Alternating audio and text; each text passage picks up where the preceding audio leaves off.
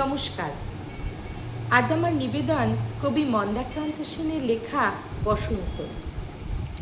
বসন্তকাল আসলে পরে গাছগাছলির মজা, সবাই মিলে উড়িয়ে দিল কিশলয়ের ধ্বজা।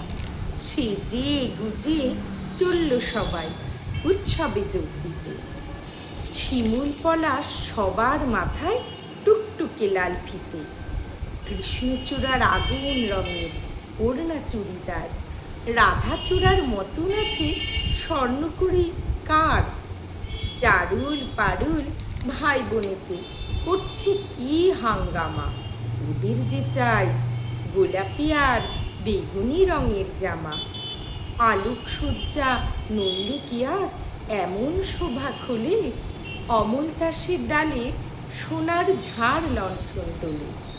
মুখ লুকিয়ে শুকিয়েছিল মাদার গাছের ডাল। দক্ষিণ হাওয়ার খবর পেয়ে সাজলো লালে লাল। ভিন দেশে এক অতীত এলো সাকিন মাদুরাই। নামখানি তার ছায়া তরু, রূপের সীমা নাই। রুদ্রপলাশ নামটি বড্ড কঠিন এবং ভারী। কমলা রঙের পাগড়ি তাহার কেমন মনোহারী। এমনি তরুণ নানান সাজে সেজে সকল গাছ, সবাই মিলে করল শুরু মহোৎসবের নাচ। নাচে গানে খুশির টানে উঠল সবাই মেতে। কেউ দেখেনি দূরের মাঠে কে ছিল ওত পেতে। হিংসুটে এক কালবৈশাখী হঠাৎ এলো তেরে। ঝাঁপিয়ে পড়ে গাছগাছালির শয্যা নিল কেড়ে। ফেললো ছিঁড়ে নতুন জামা, ঝাঁকিয়ে দিল চুল। পথের ধুলোয় লুটিয়ে দিল সদ্য ফোটা ফুল।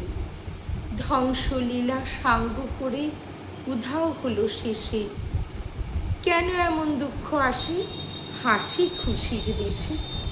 আসলে কি এমনি করে জীবন ধারা বয়। সুখের ভীষণ কাছেই থাকে দুঃখ পাবার ভয়। ফুল ফোটানোর মাসেই আসে কালবৈশাখীর হানা। বিপদ কোথায় লুকিয়ে থাকে যায় না তারে জানা। তাই বলি কি শিমুল পলাশ ফুটবে না আর কাল। রাত পোহালেই উঠবে ভোরে কৃষ্ণচূড়ার ডাল। হিংসুটে ঝড় আজকে যাদের হাত পা দিল ভেঙে, কালকে তারাই নতুন রঙে উঠবে আবার রেঙে। না হয় আবার ঝড়ের হাতে দুঃখ পেতে হবে। ফুল ফুটিয়ে যাবেই তারা বসন্ত উৎসবে। ফুল ফুটিয়ে যাবেই তারা বসন্ত উৎসবে। নমস্কার।